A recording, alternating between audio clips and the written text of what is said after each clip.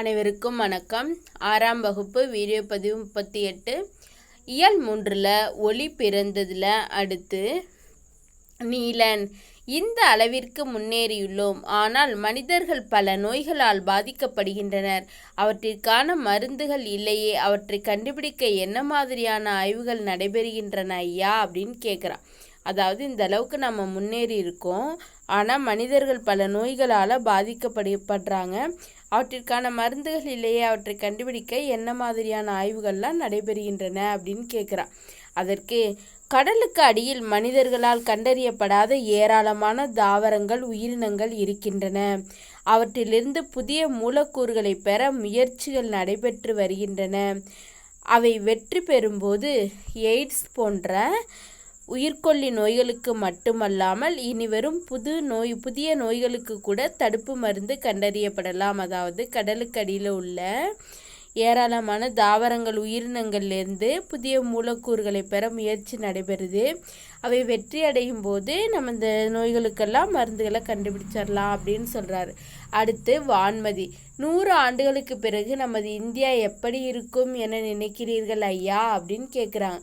அதற்கு 3 சிறப்புகளை பெற்றிருக்கும். அதாவது 1000 வருடங்கள் பழமையான நாலந்தா பல்கலைக்கழகத்தில் இருந்ததை போல வலுவான கல்வி முறை இருக்கும் அப்படின்னு சொல்கிறார். அடுத்து அனைத்து இயற்கை வளங்களுமே தீர்ந்து போயிருக்கும். ஆயினும் நாம் தயாரித்து அனுப்பிய செயற்கைக்கோள்கள் சூரிய சக்தியை பெற்று நமக்கு அளிக்கும் அப்படின்னு சொல்கிறாங்க. அடுத்து செவ்வாய்க்கோள் நோக்கி செவ்வாய்க்கோளில் மனித இனம் குடியேறி இருக்கும் அப்படின்னு சொல்கிறாரு. அடுத்து மேரி. செவ்வாய்க்கோளில் மனிதன் வாழ முடியுமா? சரி, எங்களை எல்லாம் எப்போது நிலவிற்கு அழைத்து செல்வீர்கள் அப்படின்னு கேட்குறாங்க. அதற்கு அப்துல் கலாம் அவர்கள் 525 கிலோ எடையுள்ள ஆளில்லா செயற்கைக்கோளை இந்தியா நிலவுக்கு அனுப்பியுள்ளது. அடுத்தடுத்த ஆண்டுகளில் ஏவூர்திகளில் மனிதர்களை நிலவிற்கு அனுப்புவோம். எனவே நிலவிற்கு செல்ல தயாராக இருங்கள் அப்படின்னு சொல்கிறாரு. அடுத்து ஃபாத்திமா. நிலவிற்கு செல்லலாம் என்றால் சூரியனுக்கு கூட செல்ல முடியுமா ஐயா அப்படின்னு கேட்குறா. அதற்கு சூரியன் தொடர்ந்து எரிந்து கொண்டே இருப்பதால் ஒளியையும் வெப்பத்தையும் வெளியிட்டு கொண்டே இருக்கிறது. அவ்வெப்பத்தை தாங்கும் அளவுக்கு இன்றைய சூழலில் கவசங்கள் இல்லை. வருங்காலத்தில் அதிகபட்ச வெப்பத்தை தாங்கும் கருவிகள் கண்டறியப்படலாம். அப்போது மனிதன் சூரியனை கூட சென்றடையலாம். அதாவது சூரியன் தொடர்ந்து எரிந்து கொண்டே இருக்கிறதுனால அந்த ஒளியையும் வெப்பத்தையும் தாங்குகிற அளவுக்கு நமக்கு கவசங்கள்லாம் இல்லை. வருங்காலத்தில் அதையெல்லாம் கண்டுபிடிச்சிட்டா நம்ம சூரியனை கூட சென்றடையலாம் அப்படின்னு சொல்கிறார். அடுத்து இளம்பிறை. ஐயா, உலகின் முதல் விஞ்ஞானியாக யாரை கூறலாம் சொல்லுங்களேன் அப்படின்னு கேட்குறா.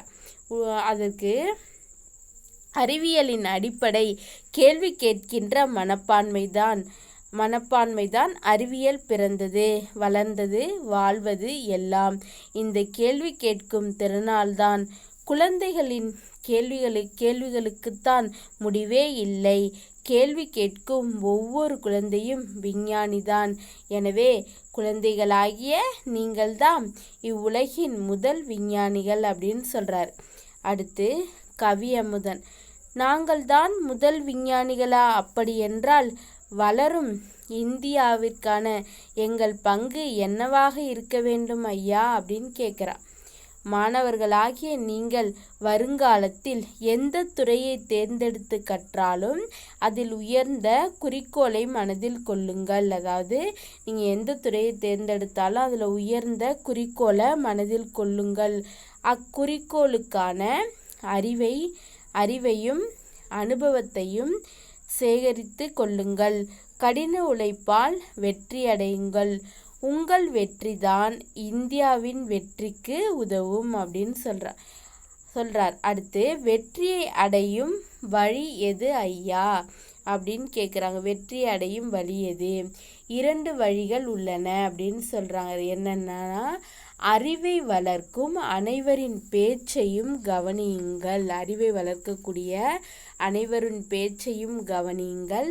அடுத்து வியர்வை வியர்வை வியர்வை என்று சொல்லிவிட்டு என்ன பண்ணுறார், நன்றி குழந்தைகளே என்றபடி திரையில் அப்துல் கலாம் கையசைத்து மெல்ல மெல்ல மறைகிறார். மாணவர்கள் வியந்து நிற்கின்றனர். அரங்க பொறுப்பாளர், என்ன மாணவர்களே, அப்துல் கலாம் ஐயாவிடமிருந்து உங்களின் எல்லா வினாக்களுக்கும் விடை கிடைத்ததல்லவா, மகிழ்ச்சி தானே அப்படின்னு கேட்குறார். மாணவர்கள் மிக்க மகிழ்ச்சி, நன்றி ஐயா அப்படின்னு சொல்கிறாங்க. மாணவ மாணவியர் புத்தொளி பெற்றவர்களாக அரங்கை விட்டு வெளியேறுகின்றனர். அடுத்து மதிப்பீடு இங்கே உங்களுக்கு கொடுத்துருக்காங்க இல்லையா.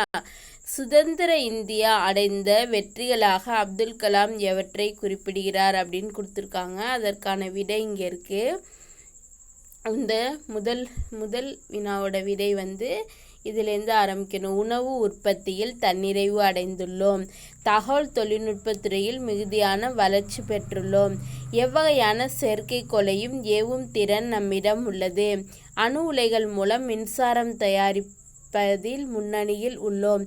நவீன மருந்துகளும் பாரம்பரிய மருத்துவ முறைகளும் வளர்ச்சி பெற்றுள்ளன.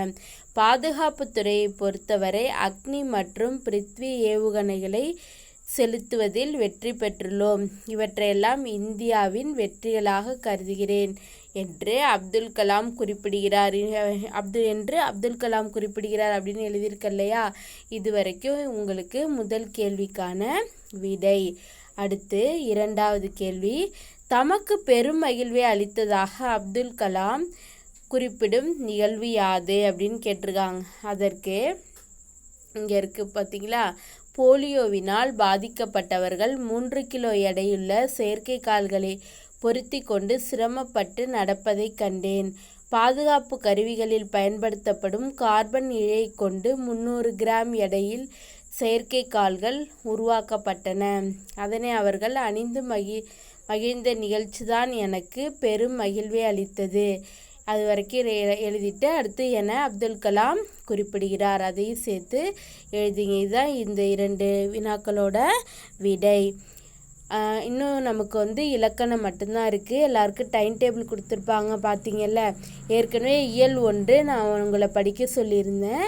இந்த இயல் 2 இயல் 3 முழுவதுமே இந்த தேர்வுக்கு உண்டு.